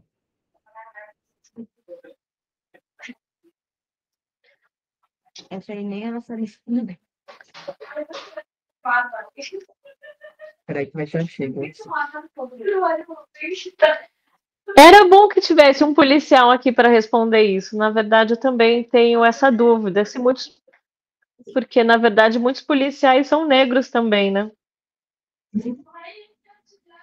Eu entendo que a ação do policial que age desproporcionalmente e com discriminação em relação a negros e brancos reflete não só o racismo desse próprio indivíduo, mas o racismo da instituição policial, porque a PM, a Polícia Militar, é uma instituição racista. Eles fazem abordagem baseada em raça, eles matam baseado em raça, eles prendem baseado em raça. Seria muito bom que tivesse um policial aqui para responder isso para a gente, porque para mim também é uma dúvida que eu tenho. A gente só pode imaginar, né? A partir dos dados e dos resultados. É porque falam que também a polícia é porque falam também que a polícia é feita para matar, né? Não tem escola. Mas ninguém tem direito de tirar a vida de ninguém, né?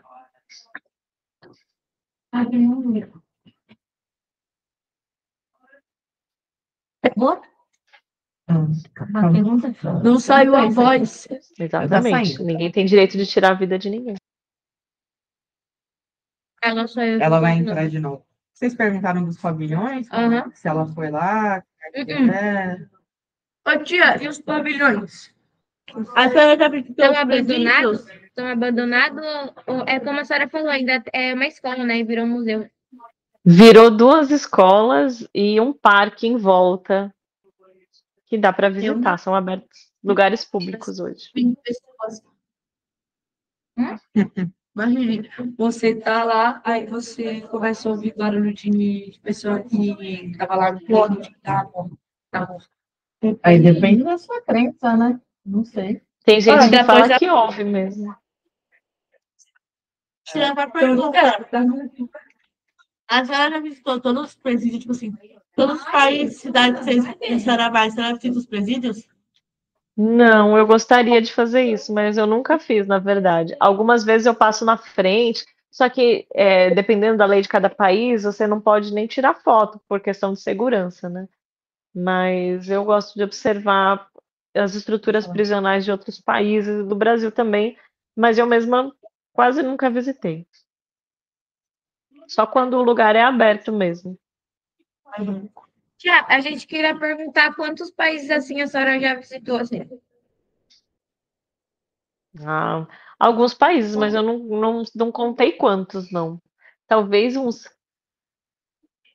15, 20 países, eu não sei. Eu já contei alguma vez, mas faz tempo. Entendi. Alguém perguntou se ela foi pro Japão? A Isabela perguntou se a senhora foi pro Japão. Já foi pro Japão? Fui para o Japão em 2016, a trabalho. Fui apresentar minha pesquisa num congresso de arqueologia, que aquele ano foi numa cidade do Japão chamada Kyoto. Se vocês trabalharem com pesquisa, vocês podem conhecer o mundo. Mas eu vou trabalhar, então. Mas ninguém trabalha dentro de outra. Você pode se gastar dinheiro para poder pegar os países. Então, A gente.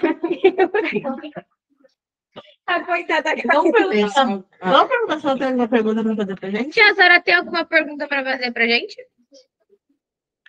Eu tenho. O que vocês acharam de ver essas imagens que eu mostrei, gente? Eu sempre fico em dúvida se eu devo mostrar ou não, porque algumas são muito fortes, né?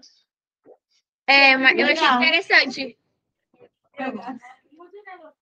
Legal. vocês já conheciam a profissão, né? Arqueologia? Eu já ouvi falar. Não, Eu já ouvi nunca ouviu falar falar? de dinossauro, resto de dinossauro, Ah. mas eu já ouvi falar do de humano. Eu não sabia disso. Tia, eu fui pegar bolacha. Você vê que É. falaram que eu ia ganhar uma bolachinha aí, um cafezinho, nem me ofereceram nada.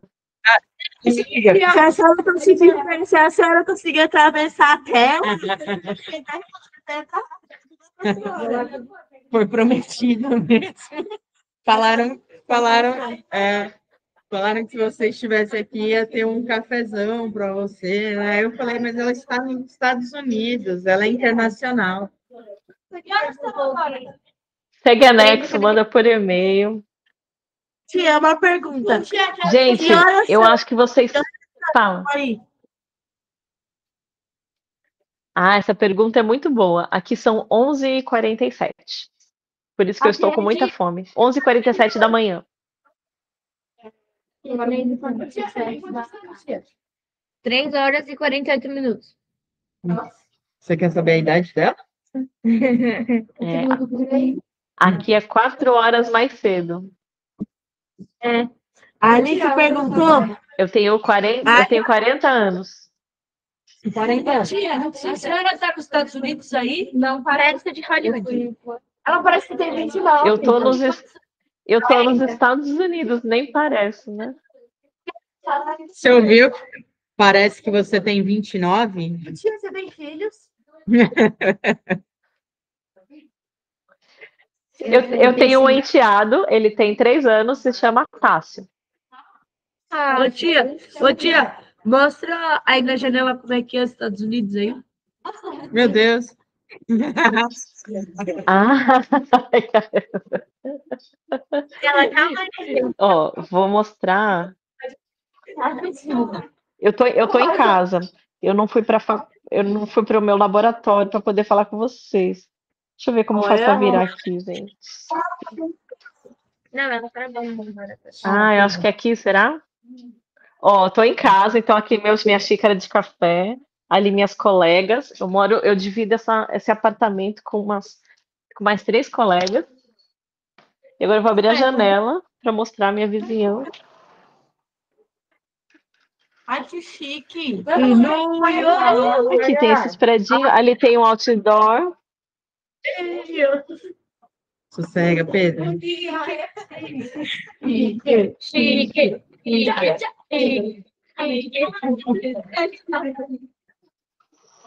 É assim nos Estados Unidos, gente.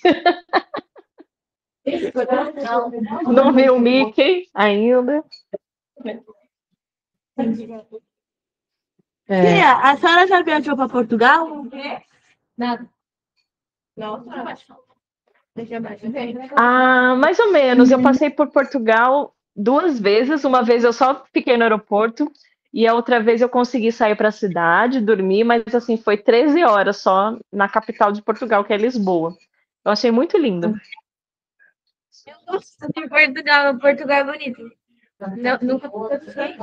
Interessante, acho que todo mundo acabou as perguntas. Também acho. É isso? Acabou as perguntas?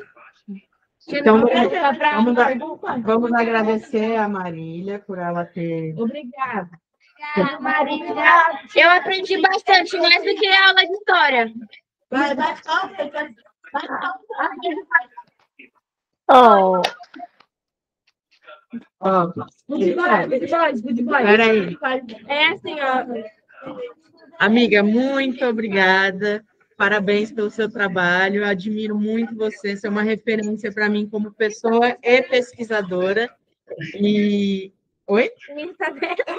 Não, o Insta de quem? Ela deu um e-mail para vocês. Ela deu um e-mail, depois vocês seguem o e-mail, mandam um e-mail se quiser fazer alguma pergunta para ela responde vocês. Tá bom? O que é? Não, ela vai me mandar aqui Você pode mandar os slides para a gente depois? Aí quando ela mandar os slides. mando, claro, mando, com certeza. Eu fiz para vocês. A senhora vir para o Brasil, a senhora manda a Fábula avisar para a gente que a gente espera. Ah, eles querem te conhecer. Ela é bem. Ai, Aí nossa, você- lógico, com certeza, tá chegando. Eu tenho mais 6 meses aqui só, já estou de volta. Meio do ano que vem ela Obrigada, volta. Pamela. Adorei conhecer seus alunos. Parabéns pelo seu trabalho. Para. Ó. Obrigada. Eu vou levar eles para a sala de aula. Tá bom? Obrigada. Ah, ah. Tchau, meu amor.